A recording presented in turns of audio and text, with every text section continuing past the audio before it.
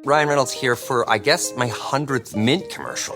No, don't. I mean, honestly, when I started this, I thought I only have to do like 4 of these. I mean, it's unlimited premium wireless for $15 a month. How are there still people paying 2 or 3 times that much? I'm sorry, I shouldn't be victim blaming here. Give it a try at mintmobile.com/save. Whenever you're ready. $45 upfront payment equivalent to $15 per month. New customers on first 3-month plan only. Taxes and fees extra. Speed slower above 40 gigabytes. See details.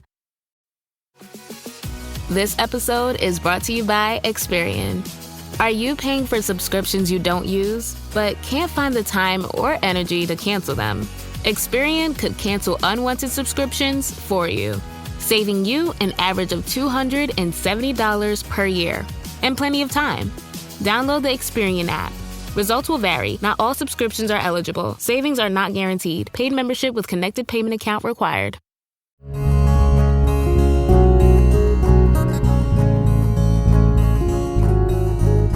Welcome to the Casting Across Fly Fishing Podcast.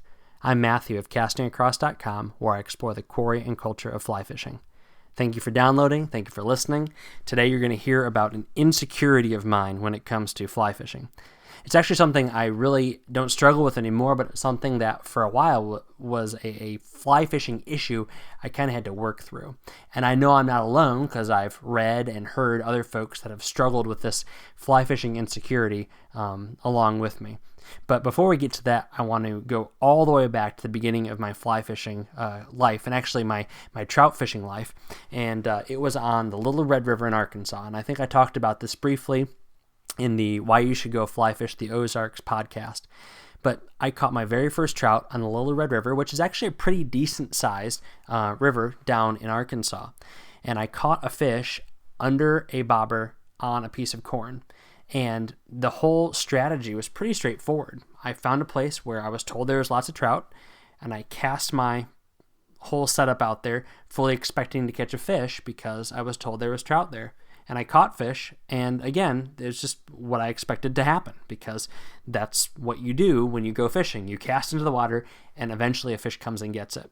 Sometimes I think in fly fishing we overthink things, and that simplicity of both kind of childlike fishing, but also just the fact that eventually a fish is going to swim to where your fly or your lure or your bait is seems too simple. But that's not really here or there. What's significant is I caught a fish in a very large river. Then I went home to Virginia, and I spent a lot of time, really years, fishing in smaller streams. Mountain brook trout streams in Maryland and Virginia and Pennsylvania and spring creeks as well. A lot of streams that I could really cast across with a lot of ease. A lot of streams that as you're walking up them, you could really see the entirety of what was happening in the water at any given time because they were smaller. I got very, very comfortable in this type of fishing, which led to a problem when I started trying to go to more destination type streams. And I can vividly remember heading to Western Maryland to the Youghiogheny River and thinking this was going to be impossible because even though it's not an enormous river, by Eastern standards, by Eastern trout river standards, it's pretty big. And there's a lot of water between the banks and is a long river upstream and downstream. And I really was insecure in my ability to locate fish and to catch fish in this situation. And like I said before, a lot of folks share this same sort of insecurity or feelings of inadequacy when it comes to making that transition from small streams, little rivers, to bigger rivers. And there's a lot of reasons for that. It is just a much bigger situation. There's a lot more to digest. And if you're used to finding fish in pockets and pools, seeing an expanse of water can be intimidating. And so I kind of had to overcome that, and I had some guys that I fished with that helped me with that. I had some resources that really gave me a lot of confidence when it came to fishing bigger water. And so I wanted to talk through about 5 things today that you can employ if this is something you struggle with, or if you have no problem fishing big rivers, but you have friends or other folks that you want to get into fishing big rivers, ways you can help them think about fishing bigger water that maybe I can put into small bite-sized chunks that you can help pass on. So the first is really simple, which is just go fishing. Kind of going back to my story of my first trout, I didn't think anything of it. I fished, and it's kind of like a blind squirrel finding a nut. As long as you're not doing something ridiculous, like, false casting the entire time so your fly's never in the water, or fishing to frog water where there's probably not any trout, you're going to eventually find a fish. So you throw a woolly bugger and you strip it in water that's moving, you're probably going to find a fish eventually. It's not a high percentage game, but you're going to eventually get into trout, and that'll do wonders for your confidence. Again, it's probably not the most efficient way to do it, but just getting out there is better than not getting out there. So say you move someplace that has big trout water and you are used to small trout water, just getting out there is getting you in the water, and hopefully it isn't frustrating, but it's actually going to provide intermittent reward. So that's the first thing, just get out and fish. The second thing is probably the most profound, and that is breaking the water up into smaller segments. And this is like the most oft-cited piece of advice for folks who are fishing big water.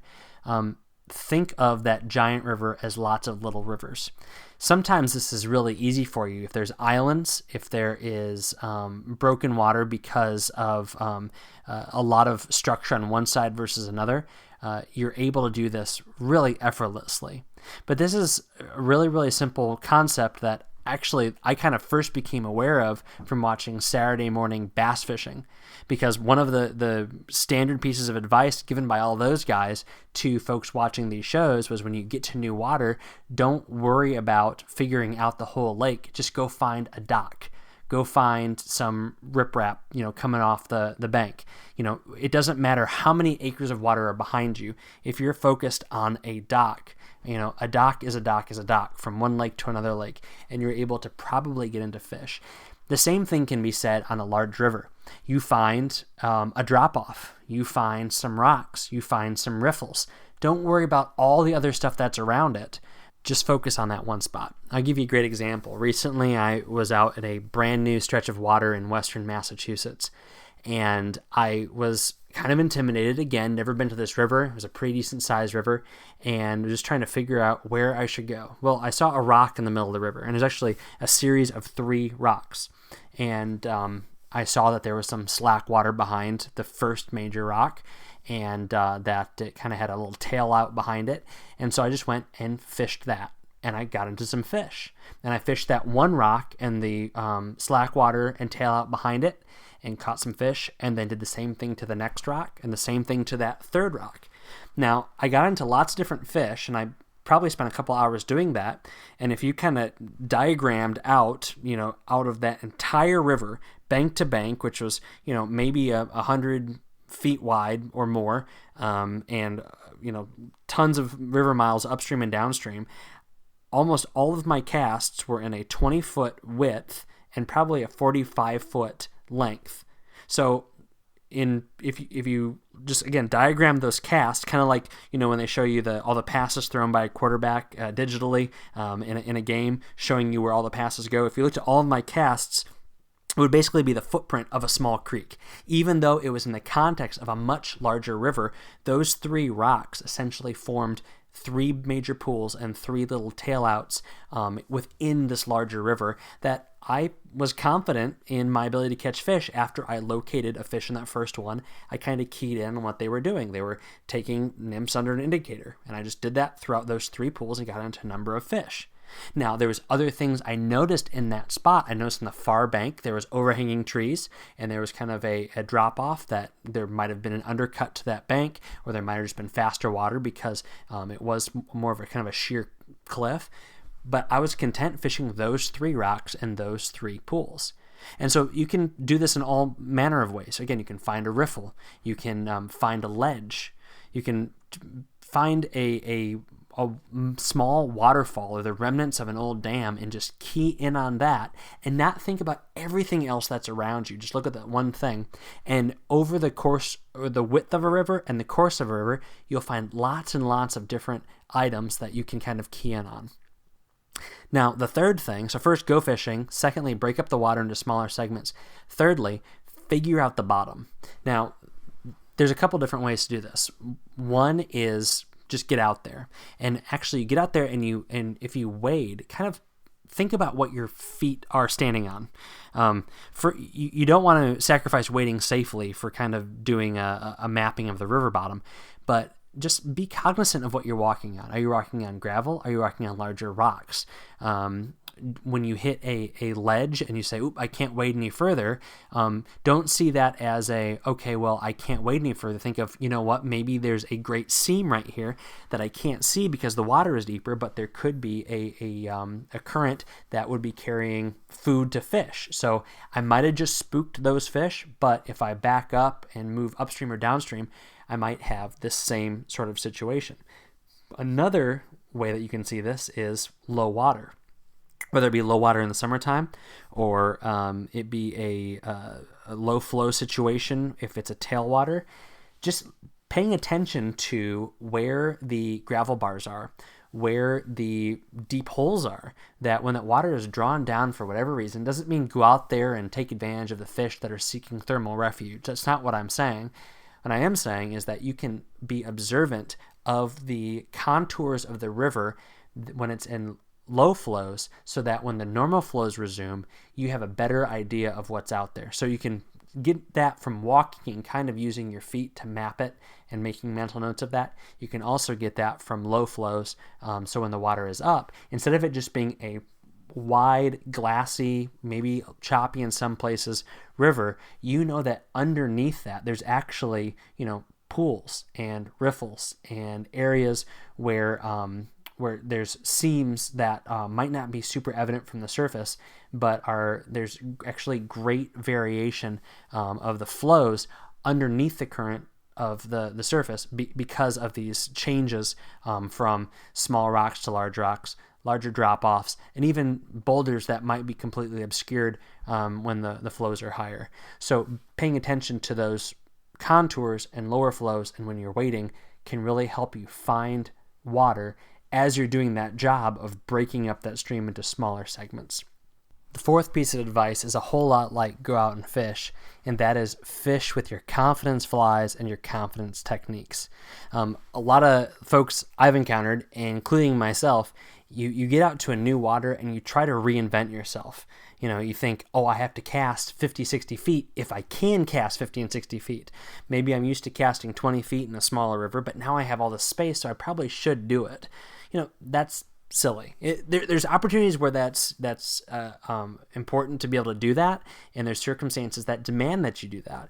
But to kind of reinvent yourself as an angler isn't always the best way to go about things. So if you like fishing a double nymph rig, high sticking, only 15 feet in front of you, then do that. If you like fishing a dry dropper combo and your confidence fly is a parachute Adams with a little zebra midge, 12 inches down, then just fish that. There's a very good chance that there's trout on a large river that are going to go after that combo, just like there are trout on a small river. So don't goof with more variables than that needed to be goofed with. Sometimes we outthink ourselves. We try too hard. But if there is a pattern that you have a lot of confidence in, chances are that even if you're in a different place, you're going to fish that well. You're going to fish that in ways that you're familiar with. And there's something to be said for being familiar with the way a certain fly or rig floats, what strikes feel like, how to cast it, and again, not adding other variables that don't need to be added. I'm a big believer that presentation is probably the most significant factor when it comes to catching fish, a lot more than pattern goes, especially with dry flies, especially with streamers. And so if you are very comfortable with a technique, with a rig, with a fly, focus on fishing those things well in a new place as you break up that river and as you're just getting out there and fishing. So first, go fishing. Second, break up the river. Thirdly, bottom contours. Fourthly, confidence flies and techniques. And the last one, the big no-brainer, is hire a guide. Hiring a guide does a few things. First of all, it gets you on fish. At least it should. In theory, it'll get you on fish, and that kind of, lubricates your brain and, gives you that confidence and kind of starts to ease you out of that place of insecurity if you do struggle with that. And again, if you fish big rivers all the time, this might just sound ridiculous, but it's a real thing. It's a totally different world. It would be like a trout fisher going to the salt, or vice versa. It's a completely different world in a lot of ways, at least from a surface perspective, in someone's head, going from a small river to a large river can be daunting. So getting a guide can get you on fish. Secondly, it's a learning experience. That doesn't mean that you question them when they say, cast in front of that rock, and you say, why? That's not what you do. You're paying them to put you on fish, and so you want to cast in front of that rock. But as you're retrieving it or mending it, or after that, you say, well, why did I cast in front of it instead of behind it? It seems like the slack water behind it would have been the place to put it. And they can explain to you why. Well, no, in this situation, this is why we're casting there. Or you can ask questions like, so why are we anchoring, in the middle of the riffle? I would have thought the tail out or the head of the riffle would have been a better place to go. Getting that kind of information can be incredibly helpful as you walk and wade, as you float, as you become more comfortable and familiar with larger water. So 5, again, simple, kind of no-brainer things if you fished bigger water for most of your fly fishing life, or if it's something that you've become comfortable with, but they're things that might not be second nature to somebody who hasn't done it before, or somebody who's making that transition from smaller creeks to bigger water. So if you do fish big rivers and you're taking other folks, hopefully this has been helpful to kind of give you some words and some concepts to help you explain that to those who are in your boat or those who you are wading with. If you've had other things that have helped you make that transition from small water to big water, let me know in the comments on castingacross.com under this episode page. Today's recommendation is a pair of gloves. Recently, I wrote that there's no perfect pair of fly fishing gloves, and I actually stand by that. But the pair that I got at the beginning of this season, I'm actually a huge fan of, and they're about as good as they get. And that's Simms Headwaters Fold Over Mitt. So these are black polar fleece gloves that are fingerless and thumbless, but you can fold the mitten over your fingers and the little thumb digit over your thumb. I think this is way better than the individual fingers when it comes to a fleece mitt. I like this better than neoprene. They are water resistant, so if they get wet from snow, if they get dunked real quick, there's enough water resistance in the synthetic material that they're not going to get saturated. Your hand's going to stay warm. They're not constricting like some other gloves. They're tight enough that they don't feel baggy, but they're not going to constrict your hand. I love them. For $30, I think they're great for fly fishing. Again, you get all your fingers for tying knots, for ice fishing, for even just kind of having in the car as a pair of warm gloves that I've used to clean off my car in the wintertime. So at the time of this recording, it's kind of the end of the wintertime. But again, if this is something that you've been struggling to find a good pair of gloves for taking you on the river, I would seriously suggest the Headwaters Fold Over Mitt from Simms. $30, not a bad investment to keep your hands warm. Again, the link for this will be in the show page on the website. Thanks for listening to the Casting Across Fly Fishing Podcast. Please subscribe in your favorite podcast app and rate the podcast in iTunes. Then head over to castingacross.com where you'll find more info on this podcast and 3 posts a week on the people, places, and things that go into the pursuit of fish.